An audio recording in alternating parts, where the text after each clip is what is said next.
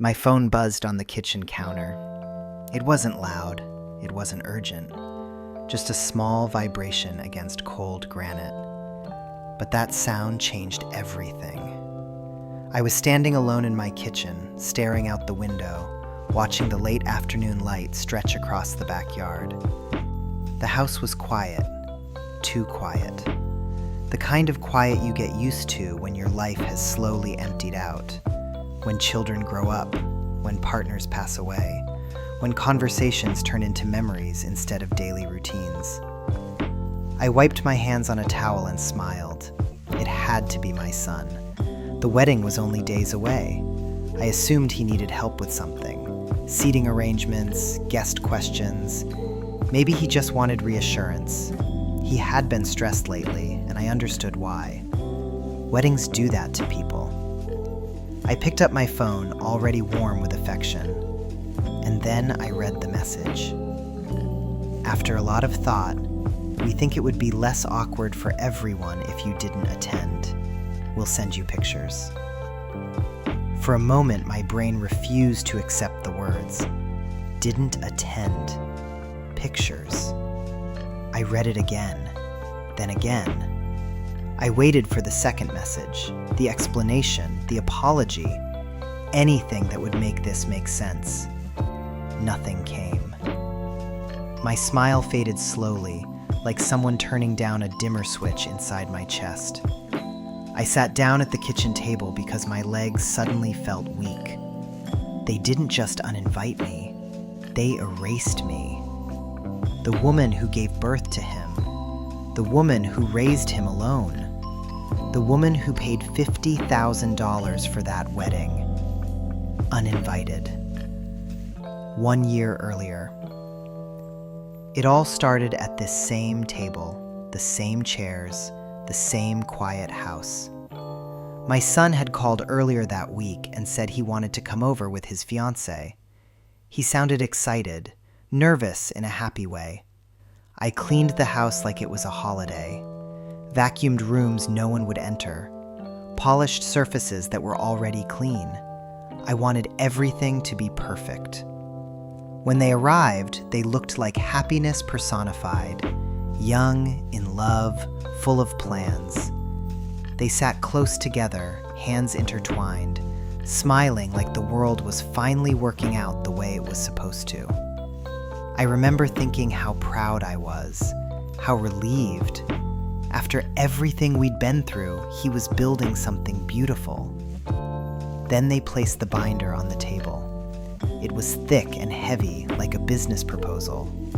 Inside were glossy photos, venues that looked like castles, chandeliers dripping with light, tables dressed in flowers I couldn't name, dresses that looked more expensive than my first car. They talked fast. The estate venue, the string quartet, the custom lighting, the 5-course dinner. I nodded, trying to keep up. Then they showed me the budget. $65,000. My stomach dropped. I didn't say anything at first. I couldn't. My mind was already calculating, already panicking. I'm a teacher. I lived carefully my whole life. No luxury vacations, no impulsive spending. Every extra dollar went into one place, my retirement fund. They noticed my hesitation. My son reached across the table and took my hand. "Mom," he said softly, "this is the only wedding I'll ever have." That sentence hit me harder than anything else he could have said. His fiancée leaned in quickly. "We've saved $15,000, she added, "but we can't do this without you." Without you. I looked at my son's face, and suddenly I wasn't seeing a grown man. I was seeing the little boy who stood at the door when his father didn't come home. The boy who cried quietly into my shoulder at night. The boy I promised, out loud, that I would always take care of. So I said yes. No conditions, no boundaries, no questions. The next day, I went to the bank. The advisor looked at the amount and frowned. "Are you sure?" he asked. I smiled and said, "It's for my son's wedding." When I pressed confirm, something inside me broke. But I told myself it was worth it. At first, they were grateful. Texts, calls, excited updates. Then, slowly, I stopped being included. Emails came without my name. Decisions were made without my input. When I asked questions, the answers were vague. "Don't worry, Mom. It's handled. We've got it." I told myself I was imagining things. Then came the dress. I found a beautiful gown, elegant, respectful, something appropriate for the mother of the groom. I sent a picture, smiling, waiting. Hours passed. Finally, her reply came. "Isn't that a little matronly? And the color might clash." Matronly. That word stayed with me. That night, lying alone in bed, staring at the ceiling, I realized something painful. I wasn't part of their vision. I was just funding it. After that message about the dress, something shifted. Not loudly, not suddenly, quietly. I started noticing how often my calls went unanswered, how my texts were replied to hours later, short, polite, distant. I told myself they were busy. Weddings are stressful. I didn't want to be that mother, the clingy one, the difficult one. So I stepped back. And that's when they stepped even further away. I found out about changes to the guest list from someone else. I learned the schedule had been updated because the wedding planner accidentally forwarded an email chain I wasn't supposed to see. My name wasn't on it, hadn't been for weeks. When I finally asked my son about it, his tone changed. "Mom, you're overthinking things." Overthinking.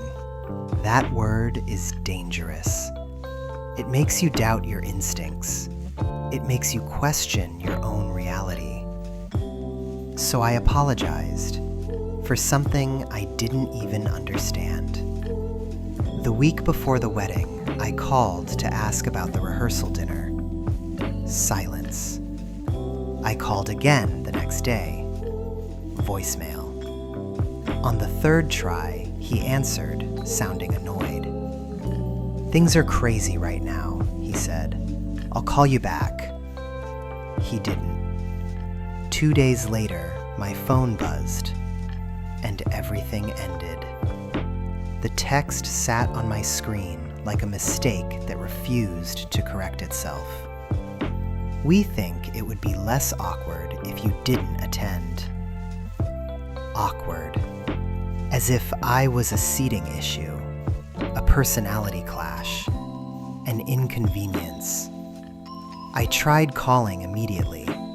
No answer. Again, straight to voicemail. When he finally picked up, his voice was cold, distant in a way I'd never heard before. "Mom, this is what we've decided."